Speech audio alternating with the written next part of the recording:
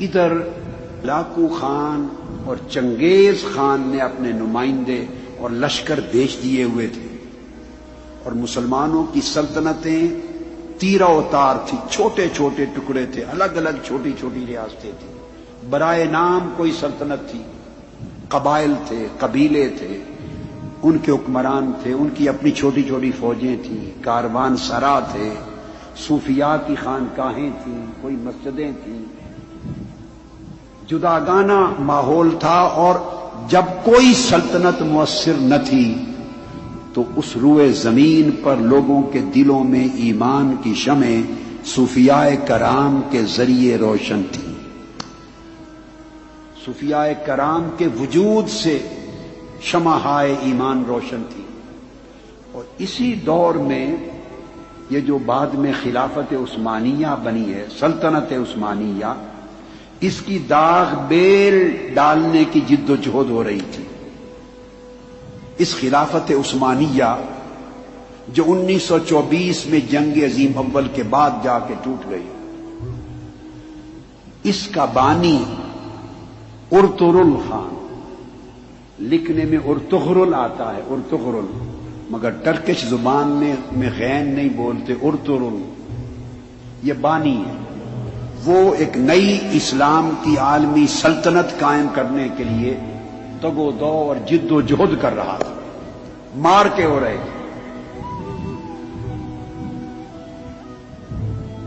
656 ہجری کے قریب تاتاری فتنہ بغداد آیا ہے، اور 22 سے 24 لاکھ مسلمانوں کا قتل عام کیا ہے، اور دریائے دجلہ ہفتوں تک 2.5 ملین مسلمانوں کے خون سے سرخ ہو کے بہتا رہا۔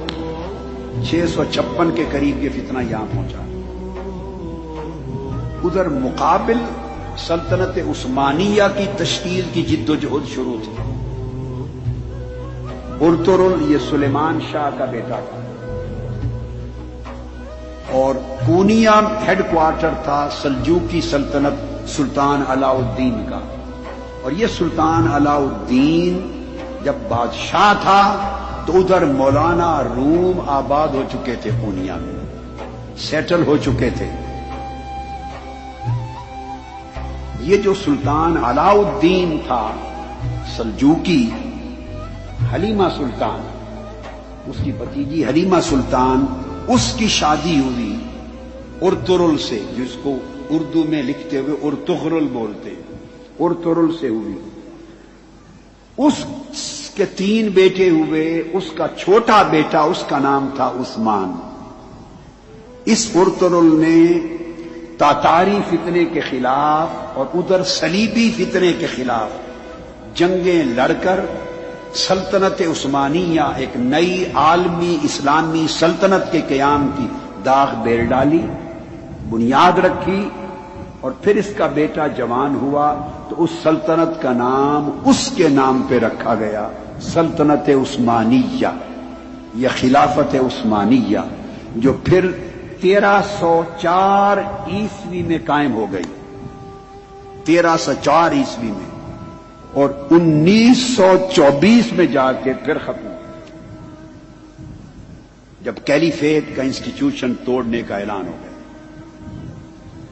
یہ ضمناً ایک تاریخ کی چھوٹی سی جھلک تھی، وہ بتائی میں نے۔ یہ وہ دور تھا جب مولانا روم آئے۔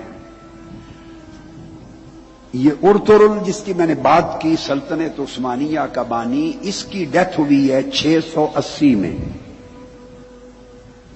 وہ زمانہ شیخ اکبر محی الدین ابن العربی کا تھا، ان کا وصال 640 میں ہوا ہے۔ وہ ان سے رہنمائی لیتا تھا قدم قدم پہ سلطنت عثمانیہ کے قیام میں، ٹرکش سورسز، تاریخی سورسز کے مطابق، ٹرکش سورسز کے مطابق ان کی لمحہ بلمحہ رہنمائی تھی شیخ اکبر محی الدین ابن العربی کی۔ سمجھانا مقصود یہ ہے کہ جب لوگوں کے دل ٹوٹ گئے تھے، سلطنتیں منتشر ہو گئی تھی، حکومتیں تیرا اتار ہو گئی تھی، امت مسلمہ کا کوئی مرکزی محور نہیں تھا ان کو سنبھالنے والا، تو عالم اسلام کے اندر مسلمانوں کا ایمان صوفیاء کی وجہ سے قائم تھا، محفوظ تھا۔ یہ وہ دور ہے جس میں مولانا روم بھی آئے،